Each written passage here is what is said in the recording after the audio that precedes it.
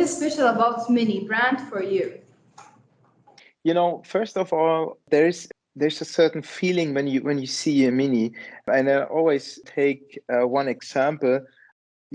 Taking your kids, going out through the streets, and they are suddenly able to recognize any Mini in the streets, and that's something, a game we are playing while just walking through the streets, and it's like, there's a Mini, it's a Mini. So basically, there's so much love in that brand, and the kids are starting to smile seeing a Mini. That's to me the brand, something that has a positivity that you don't necessarily find in other car brands, honestly, and that's what I like. And around that, we try to build upon. So first of all, a love brand, and that's what it should stay.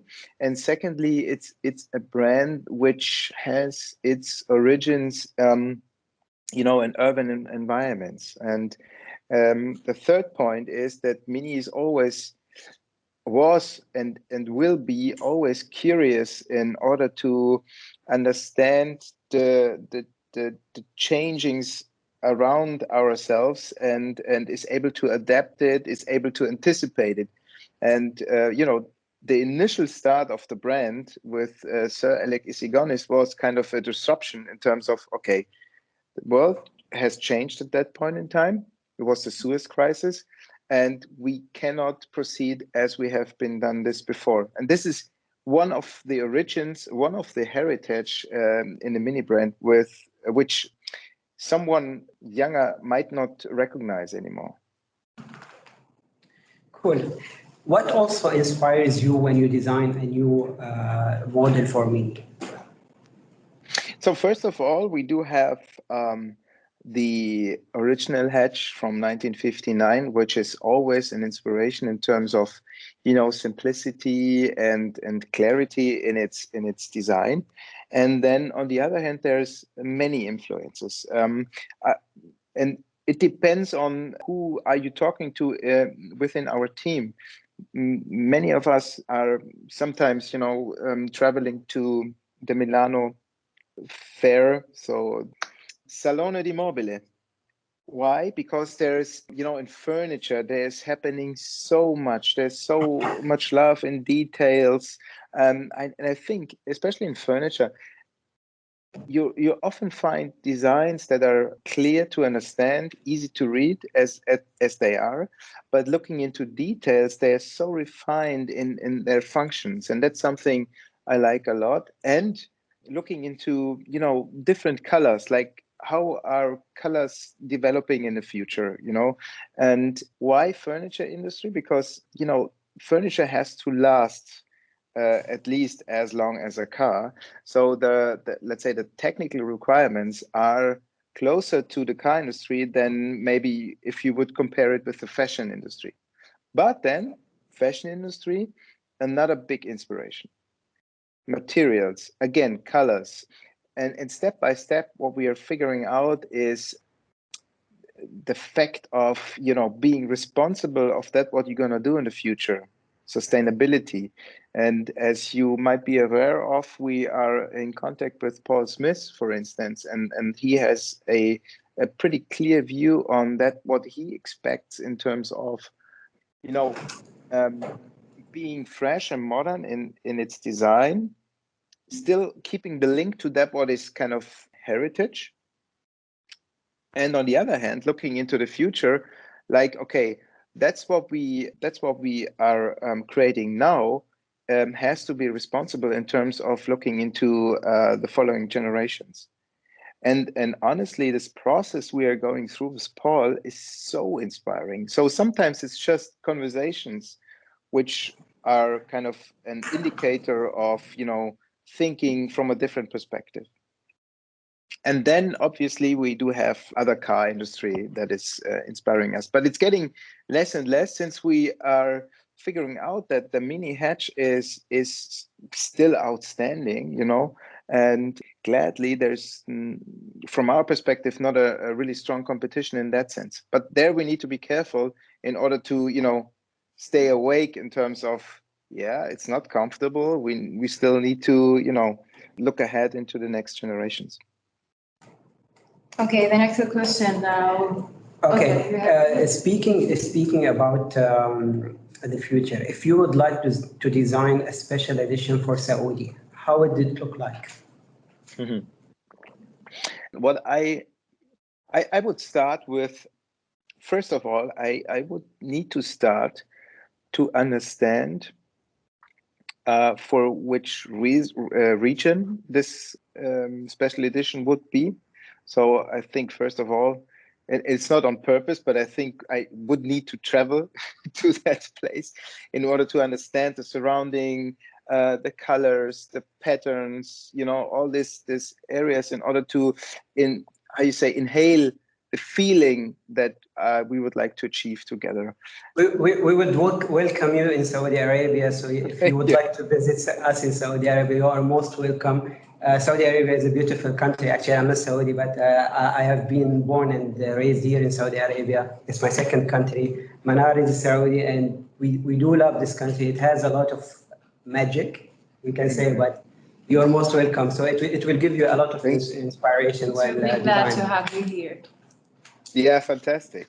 Yeah, I think that's what I feel as well. There is a lot of inspiration, and I would try to understand as much culture as possible. It's always, I think, depending on the time you have, you are not able to kind of really deep dive into that what's in your heart. But I think it might be enough to understand what is takeout in order to create a really special edition for your market. Would be a fantastic project, actually. Cool. Okay, let's talk about future now. Will there any or will be self-drive Mini in the future? Looking into your background, there's one. Yeah, that's why I'm looking at it. Yeah, we took this in consideration. I personally believe that there will be a certain point in time where it's kind of standard, right? Talking about commuting from A to B on a daily basis, you might not want to drive by yourself anymore in the future, or looking into maybe personalities that are not able to drive by themselves, whether you're talking about kids or elderly person. I think this could be a great opportunity as well for them, being mobile on a personal level. So there is a reason to, not to forget this topic of autonomous driving, even for the Mini brand. But it's not just a go-kart feeling, which is still important, and that's the hatch, and that's what we're gonna develop further and further into the future. But there are other concepts we are trying to understand, as the Urbanaut, where we could kind of see, there is a field, but it's not necessarily just fully autonomous, where you're just sitting in and you don't need to deal with anything. I still believe, especially in this phase of transition, which somehow is starting now, there should be both. And the answer is yes, and the answer is it could be something how we solved it in the Vision Urbanaut. Okay, next. Cool. Why do you think a smart city like Neom or the city of Line would be a great fit for Mini brand? What I like a lot is this pretty clear approach of creating a city that has a value in terms of the best experience you ever have, right? Combined with how I understood it. The important thing for me would be if there are cars allowed yet, or if there will be cars allowed in the future. I think that's a crucial question for Mini. If no cars are allowed, then it's going to become difficult. But let's say it the other way around, talking about sustainability, talking about zero emission. We at Mini, years ago, we decided to go into a direction where we are able to fulfill zero emission in every of our future products. So this is one basis which I believe is crucial for any future city we are talking about. So this has to be important as a basis, right? So fully electric. Combined with that, what I've seen from the concept, from NEOM concept, I believe, depending on what is around the city, you know, there is an urban environment, but there is as well a suburban environment. And even, I believe, even if you are living in a beautiful city, and for instance, Munich is a fantastic city, and even if you have a fantastic house with anything you can imagine, there will be always the drive for everyone to go out, to drive to the sea, to a lake, into the desert, whatever, right? So there is a need and a purpose on traveling. And what we and that's something maybe you sorted out as well in the last year in the face of COVID-19. The way of traveling changed already, right? Where especially in that area where we have the mountains and so forth, many of friends of mine, they decided maybe not to fly to Bali or Mexico, whatever. They said, okay, let's take a kind of what is the name? It's not MPV, but something like this. Yes, take your family and go to a lake. That's it. And so this is, let's understand this concept of your future city with, let's say, the circle around the suburban area, where you could imagine there will be still this need for a, let's say, a private transportation. And here I could see a really perfect link. From a mindset point of view, I like that a lot, your concept, because that's how we understood the Urbanout as well. Consequent in any case, that's important. Okay, the second question will be from me. What does Mini mean to you? This is first. Second, how did it all start between you and Mini? When I joined Mini in September 2017. 2017. I came back 2017. I came back from Los Angeles, where I was working for DesignWorks.